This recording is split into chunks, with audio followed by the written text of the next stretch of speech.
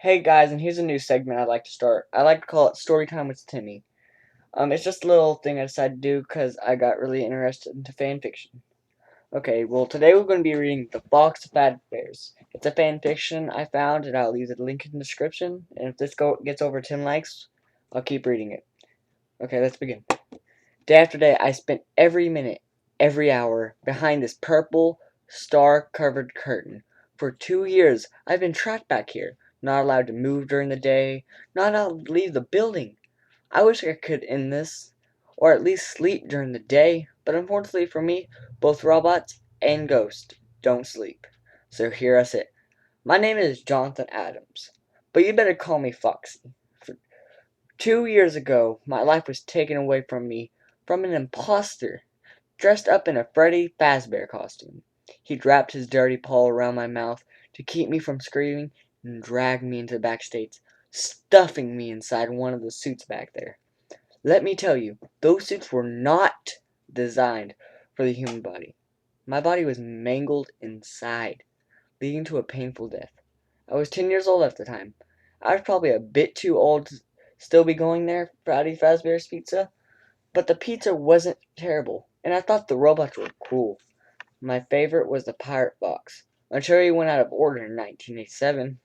I was too young to understand what happened back then, but I was really excited when they reopened the pizzeria, and with enough pestering, my mom decided to take me again. I should just let it go, but how was I supposed to know I was going to get abducted by a psycho in a bear suit? After the murder, my soul was tied to this place, because my death was sudden and uncalled for. I certainly wasn't happy with being a ghost, so I tried to take my own physical form, possessing my favorite thing in the building, Foxy. Good thing it was a Foxy, too. Otherwise, I might have struggled with one of the other ghosts. It turns out I was the fifth kid to die this way, and three of the others had already taken residence in the robots on stage.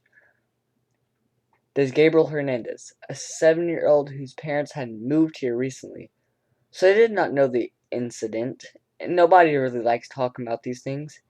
He thought Rockstar was cool, so he took control of Bonnie, the guitarist rabbit. Then there was the poor little Nina Greenberg, who was only 4 years old when she was grabbed. She was a girl, so she possessed the only girl on the stage, Chica. The one with the bib. I'm still not sure if it's a duck or a chicken, but that's irrelevant. Then there's Jason. Jason Allen.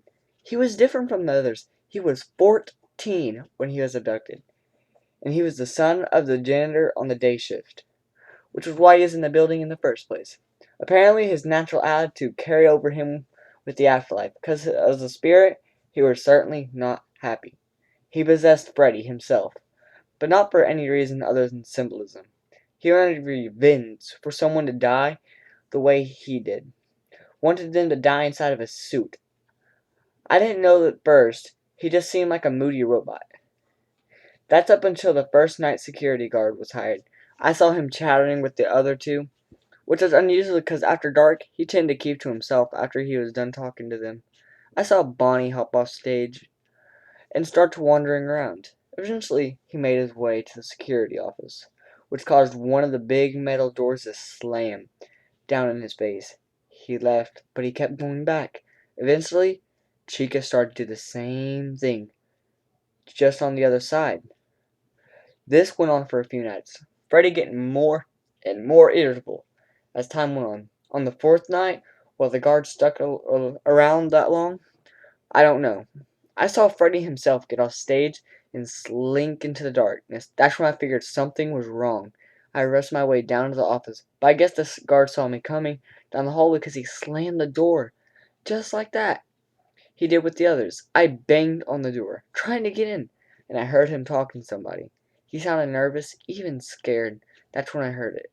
The old song Freddy liked to play, quickly followed by a roar, then a scream.